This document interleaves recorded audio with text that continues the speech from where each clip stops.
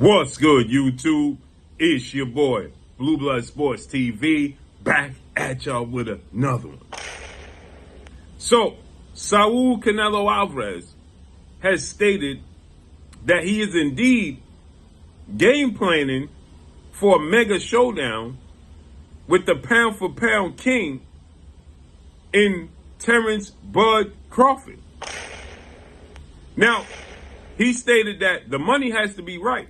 But that don't mean he hasn't paid attention and taken note as to how it's going to be strategically for him to beat Terence Bud Crawford. So Canelo Alvarez, he stated that he has to go to Terence Crawford's body, wear his body down.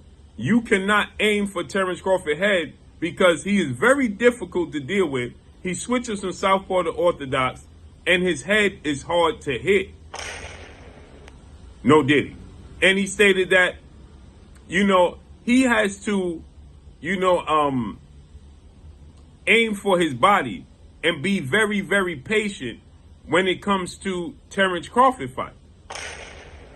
Now, he stated that in order for this fight to come to fruition, the money has to be right. It's all about the money. Right? Initially, he stated that Terence Crawford was too small and he simply would not get credit for fighting and beating Terence Bud Crawford.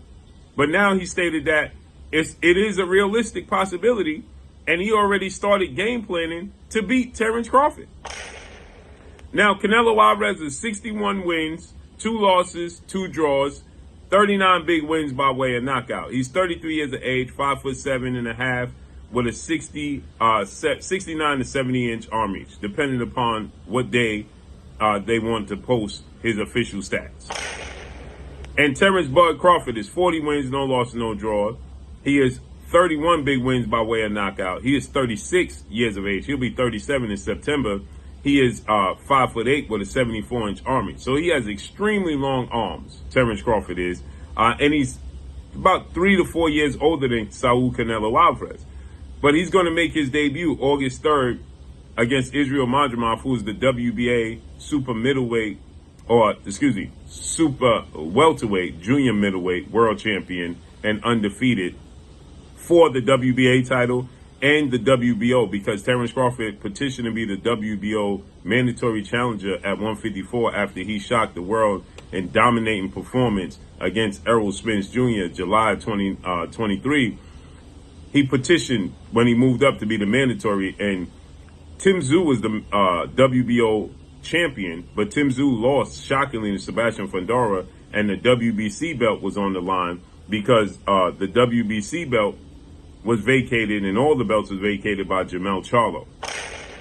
So he vacated the belts, and they fought for the vacant WBC title, Fundora and Tim Tszyu, and Fundora beat Tim Tszyu, became the unified champion. But Sebastian Fundora is looking to fight Errol Spence, and so that WBO belt is going to be stripped of him, and Terence Crawford will fight for the WBO WBA title August 3rd at 154. So initially Canelo said that he didn't want to fight because Terence Crawford was a welterweight. Well, now Terence Crawford is going to officially be the unified junior middleweight world champion once he beat Israel Madrimov, and I have no doubt it'll be a tough fight, but I have no doubt Terence Crawford wins that fight. And so with that said,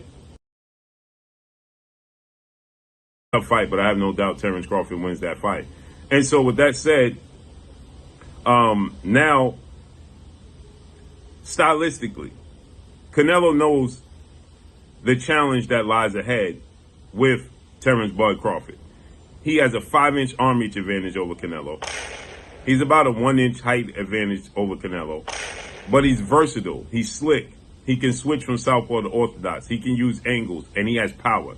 Terence Crawford has stopped the last 11 to 12 opponents he's faced, dating back to his last fight against Julius Indongo at 140 for undisputed. He stopped every opponent he faced at welterweight. And Canelo understands the challenge. That's why initially he stated he didn't want it. And it's ironic because the first loss of his career was against pound-for-pound, undefeated, best fighter in the world, Floyd Mayweather, who was 36, 37 years of age as well, when he lost every single round except the 12th round to Floyd Mayweather when Floyd Mayweather simply took the round off. But a judge tried to give it to Canelo and called the fight a draw. But here you have Terence Crawford as Floyd Mayweather with power. And Canelo understands the difficulties. So initially he said he didn't want the fight. But now he's saying he'll take the fight for the right amount of money. And so with that said, he said he's game planning to go to Terence Crawford's body. The thing is, every time he reaches down to go to Terence Crawford's body, Terence Crawford is going to counter him with angles he doesn't see. And Terence Crawford has a lot of power. And Terence Crawford is going to buzz Canelo to where Canelo is going to respect his power. He's not going to walk in like a bull in a china shop. So to go to Terence Crawford's body is going to be extremely difficult because Terence Crawford sees everything. He sees everything. So every time Canelo goes to go down to the body, now Canelo does change angles and he give you the, impression that he's going to come up top and he could feint and go to the body. He can do that. But for the most part, it's going to be very difficult for him to get to Terence Crawford's body. I believe Terence Crawford wins that fight, unanimous decision. And I wouldn't be surprised if for the first time in Canelo's career, he's seriously hurt outside of when he got hurt by Miguel Cotto's brother. He got really bugged. And another thing is that, can you imagine if Terence Crawford wins this fight and becomes a 3-division undisputed champion and beats Canelo Alvarez at 168? This puts Terence Crawford top 5 pound for pound greatest fighters in history of the sport of boxing, in my opinion, based off of accomplishments. Imagine if he stopped Canelo Alvarez. Woo!